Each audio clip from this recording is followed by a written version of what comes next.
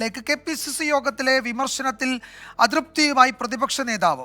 Thiruvananthapuram DCC സംഘടിപ്പിച്ച ജില്ലാ camp എക്സിക്യൂട്ടീവിൽ നിന്ന് വി.ഡി. സതീശൻ വിട്ടുനിന്നു. പാർട്ടി യോഗത്തിൽ പറഞ്ഞതും പറയാത്തതും പുറത്തുവിടുന്നത് ആരാണെന്ന് നേതൃത്വം അന്വേഷിച്ചാൽ നന്നായിരിക്കുമെന്ന് വി.ഡി. സതീശൻ പറഞ്ഞു. ജനാധിപത്യ പാർട്ടിയിൽ വിമർശനങ്ങൾ ഉണ്ടാകുമെന്നായിരുന്നു കെ.പി.സി.സി അധ്യക്ഷൻ കെ. സുധാകരന്റെ പ്രതികരണം.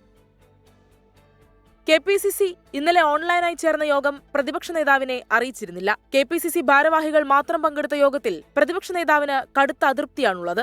യോഗത്തിലെ വിമർശനം പുറത്തായതും വി.ഡി. സതീശനെ ചൊടിപ്പിച്ചു. DCCയുടെ തിരുവനന്തപുരം ജില്ലാ ക്യാമ്പ് എക്സിക്യൂട്ടീവിൽ പങ്കെടുക്കാതെയായിരുന്നു പ്രതിപക്ഷ നേതാവിന്റെ പ്രതിഷേധം. തിരുവനന്തപുരത്തുണ്ടായിട്ടും പ്രതിപക്ഷ നേതാവ് ക്യാമ്പിൽ പങ്കെടുത്തില്ല. വയനാട്ടിൽ നടന്ന ചിന്തൻ ശിബിരത്തിലെ തീരുമാനങ്ങൾ റിപ്പോർട്ടായി അവതരിപ്പിക്കേണ്ടിയിരുന്നത് പ്രതിപക്ഷ നേതാവായിരുന്നു. എന്നാൽ താൻ വിമർശനത്തിന് അതീതനല്ലെന്നും തെറ്റുണ്ടെങ്കിൽ തിരുത്തുമെന്നും വി.ഡി. സതീശൻ പറഞ്ഞു. ഞാൻ വിമർശനത്തിന് അതീതനല്ല. ഞാൻ വിമർശനത്തിന് വിധേയമാകേണ്ട ആളാണ്. വിമർശിക്കപ്പെടാതെ പോകേണ്ട ആളല്ല.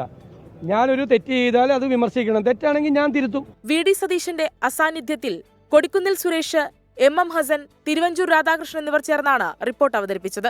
ഓൺലൈൻ യോഗത്തിൽ വിമർശനമുണ്ടായില്ലെന്നാണ് കെ.പി.സി.സിയുടെ വിശദീകരണം. എന്നാൽ വിമർശനമുണ്ടായെന്ന വാർത്ത കെ.പി.സി.സി അധ്യക്ഷൻ കെ. സുധാകരൻ തള്ളിയില്ല. ജനാധിപത്യ പാർട്ടിക്കകത്ത് അഭിപ്രായ ഐക്യവും അഭിപ്രായ വ്യത്യാസവും വിമർശനവും സപ്പോർട്ടിങ് എല്ലാം ഉണ്ടാവും.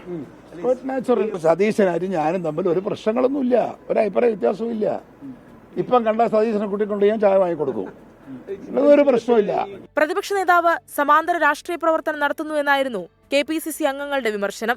വയനാട്ടിലെ ചിന്തൻ ശിബിരിന്റെ ശോഭ കെടുത്തിയത് പ്രതിപക്ഷ നേതാവാണെന്നും വിമർശനമുണ്ടായിരുന്നു. 24 തിരുവനന്തപുരം.